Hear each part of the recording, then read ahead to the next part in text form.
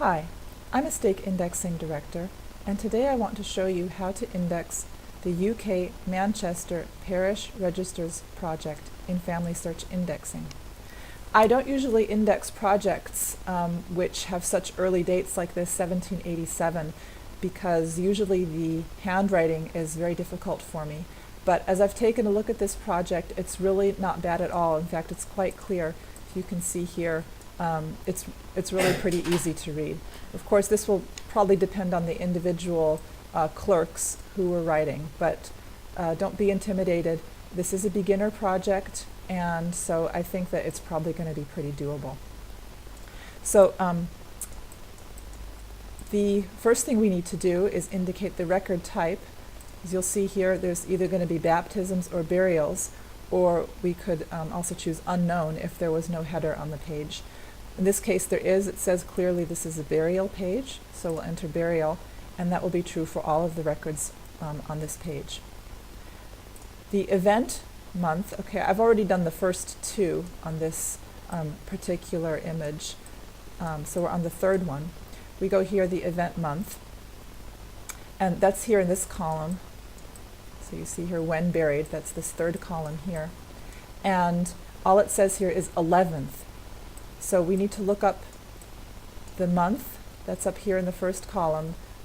They didn't put ditto marks or anything, but that's what's meant. So the first burial was May 3rd, then May 9th, and now we're on the third one, May 11th.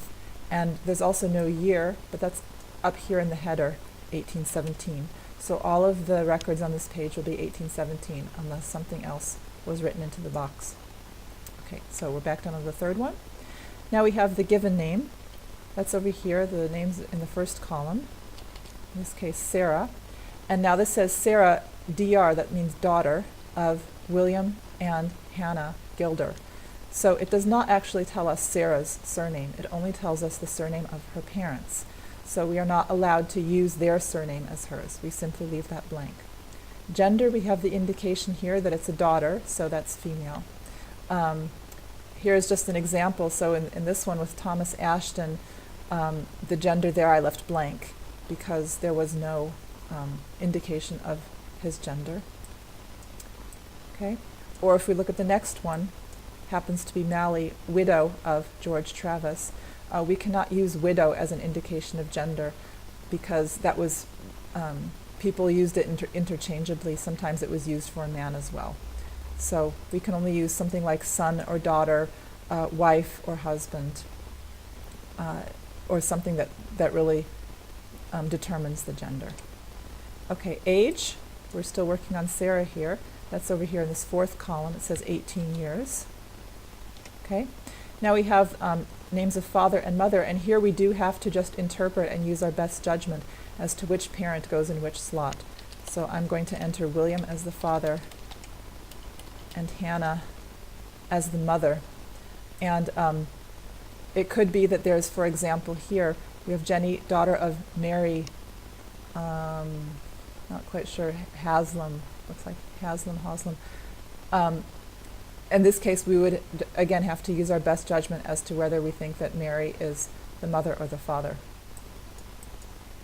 Okay, but we're still working on this one. So Sarah, we have, I've entered father and mother, and there is no spouse listed, so we leave that empty. And that's all there is to it. That's all the information there is about this individual. As you can see, there are 8 entries on the page, and you do want to make sure, that there's only one page at a time, that there wouldn't be another ledger page on the other side to do. But so far the ones I've seen have only been a single page. Okay, so that's all there is to it. Like I said, it's not too intimidating. You just need to be really careful about the names and the genders, that you're not entering information which isn't there, but just use your best judgment wherever you can. And I hope that you have fun with this project. Thanks for watching.